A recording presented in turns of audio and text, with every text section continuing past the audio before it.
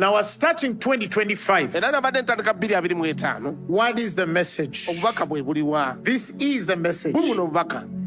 Our year 2025 is a year of the blessing of the Holy Spirit. I'll explain it. Greetings, everybody. So today I wanted to try something new. I wanted to try having a less scripted, more raw and just authentic conversation. I also need feedback on how you find this kind of format, whether you think it's okay, whether you think we should continue to explore in this. Firstly, disclaimers. What I'm about to say comes from the place of predictions. They are hot takes, they are guesstimations. What they are not is prophecy.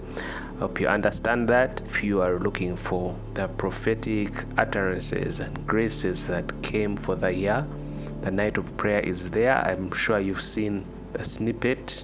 The night of prayer is there, and I'll leave a link of the video in the description. Watch till the end of the video because we're going to talk about the future of the channel, the direction we are going, our expectations, what we are believing God for. It is big and it is glorious. Now, as you listen to the sermon, it's going to become very clear that I am not an insider. I don't have insider knowledge. I'm not working in the corridors and the corners. There's no whistleblowing going on. I don't have any secrets to give. And we are going to flee from the places of gossip and slander. This is from my projections, my humble opinion. What can I see? Okay, so firstly, I think we should talk about family. But for this conversation to be wholesome, for this conversation to bear fruit, I think we have to go 10 years back just to understand that yes, it's true and it has been well documented. Phaneroo started with a largely youth demographic. What I mean is it was majorly campusers and those newly graduated people who had just entered the workspace for maybe 5 to 10 years. But after 10 years, the ministry has had several marriages, families are being created, and kids are being had. So a children's ministry stopped being a thing of convenience and it has become a necessity. Apostle has been working tirelessly on creating what would be an ideal children's church. So next gen, it's one of the two, was formed, and I think it's either last year or the year before, but it's that new ministry. It's a very young ministry, so I think it's going to have a big year because with every passing year, systems become more thorough. There's less friction in the system. You start to see where your loopholes are and whatnot. So I think this year we'll see much better from it. And also, I have no evidence for this, but I believe it's just human nature. There are late adopters. There are some parents who had to wait and see the results from the next gen church, how it proceeded, and will have more trust. Their trust has been earned because of that time and what they have seen. So I believe for those two reasons, next gen is going to have a very big year in 2025. Can we raise a toast to the choir? Can we really celebrate these people for all that they do for the sake of the gospel? There's a verse that says that giving no offense, that the gospel be not blamed, and I feel like that is their primary ministry to us. It's not just singing, it's not just makeup, it's not just dress code. There's so much that goes on to the ministry. I just want to highlight the fact that this is the face of the ministry. With the exception of the pastoral team, If there's anyone that you're going to know, if there's any face that you're going to remember, it's going to be from the choir. And the reputation that they have made for themselves has been stellar in my humble opinion. I think they have done a good job, so kudos to them. But the reason I bring them up is I believe that these people have been going through an incubation period. I said it in my invitation video for the 10th anniversary. Don't blink. These people are sharing stages with the biggest names, and it's amazing. The expectation is so high because of what graces they are interacting with. Something is growing on them. We've already seen a big album launch. We've seen some original music come out from. We've seen some original music come out of the ranks, and so I think that is the next step. But you can really tell that distinctive voices are coming out. Now we are starting to know their names, such as Minister Comfort, Becky, Raymond. I'm sure all of you know Ivan TIT. Their names are popping up in different worship corridors of the country, and we know it's going to get bigger, it's going to get better. So I believe this is a big year for them. And I'll give you an example. You may not know Pompey's pastor, but you know his music. And if you are intent about it, you would go back and see who pastored Pompey. There is a grace through music. So I think choir is going to have a very pivotal part to play in the next decade, but even 2025. Apostle has been on a tear these recent years. I mean, just think about the people whose shoulders he's rubbing with. Tokozo Mambo, Moses Bliss, Vusi, I can't say his other name. You heard of dignitaries from Malaysia coming in. The First Lady of Kenya came for the women's conference. The who is who in the continent starting to know him, and it creates an interesting environment. I believe that we are going to be seeing so many more visitors in the ministry, and 2025 is going to show that catapult.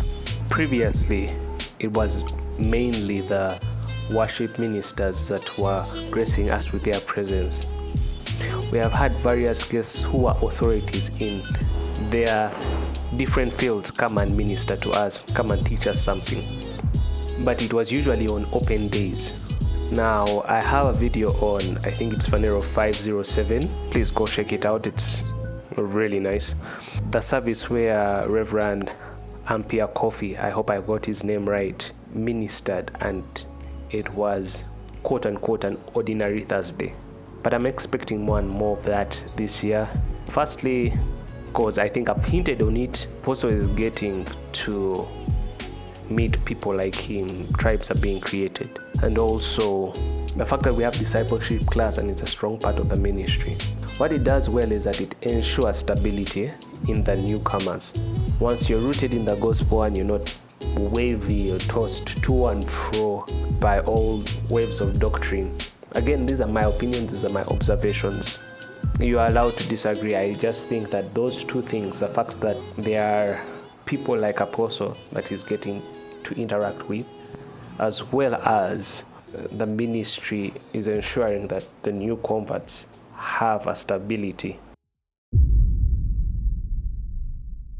I think more voices will be getting recognized this year. Let's just start with Manifest Television. They have a few programs that are running: Soaring with Eagles, Women of Faith, Let's Talk Creatives, among others. Let me just suggest go and watch some of these things. I think they'll bless you. They're not getting nearly enough love, in my humble opinion. This year I expect more interesting conversations, more programs probably. I think that will be growing. I think it's required, and I'll get back to this before I go to another topic, but yeah, it's so important. The sign for me was that after my great prize, the women's conference, we continue to have the women's talk show. there was a catalog of things that preceded My Great Price, and I think up to this point it always felt like these shows were more of promos and teasers for what was coming next to get the public aware and whatnot, but now it seems more deliberate to be more of a season-based thing where the shows will continue running. You can get all this on Manifest Television. Now, the reason why I said that this is important is I recently watched a video of how Gnosticism is some sort of religion. It's really embedded, it's really rooted in the family entertainment scene. So movies that you would think that are okay, they are rated for family, have religious implications. They have a certain way of thinking. I'm talking of Frozen and Wreck-It Ralph. These are 3D animations, these are cartoons, but they still have very ungodly meanings. The hidden messages are not godly. So we need more Christians in this space, and we need to support anyone who is in this space trying to make for you wholesome entertainment, things that you would watch with God, things that you would watch with God. It's funny, but things that you can watch and not grieve the Spirit with. Technically, this isn't ministry, but I think it's relevant because they are ministry members, and we've seen an uptake in these members starting YouTube channels and gathering followings on other different social media platforms. This still goes down to media. We are now at a stage where you are able to have constant, wholesome and inspiring content on your feeds. You can listen to many people with your same mind. You're not forced into other things. I will share a few of the ones that I know, the ones that I've seen, and go show them some love. I think the standout, the biggest name that I've seen is the Midnight Conversations, where we dive into meaningful discussions, revealing who God is to us in our daily lives. Here, we explore real-life stories. Uncle Sam and his team of conspirators. Yeah, the name is hard, but go subscribe and like if you haven't already. So lastly, I'd like to thank each and every one of you who has joined me on this journey. It's been interesting, long, gruesome hours, learning new skills. I'm humbled that all of you have come along. Our goal for last year was 1,000 subscribers. We're nearly there, but this year's is 10,000, and I know it's big, it's huge, but we believe God, and we're believing even for more.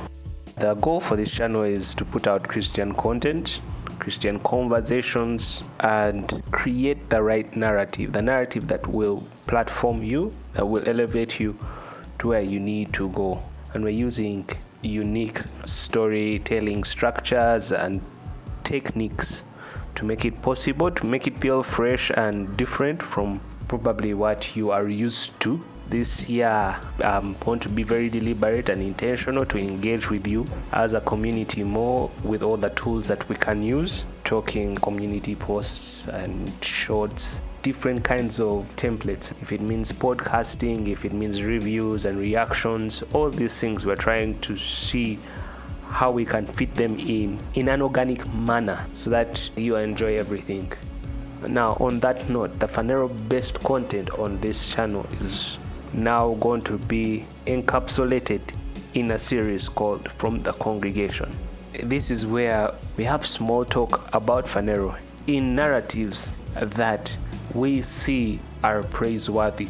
So that's the point of what we will be talking about. When we see something that is praiseworthy and requires sharing, something that we think you should adopt even in your life, we shall post it out. I hope you enjoy 2025 and see you later.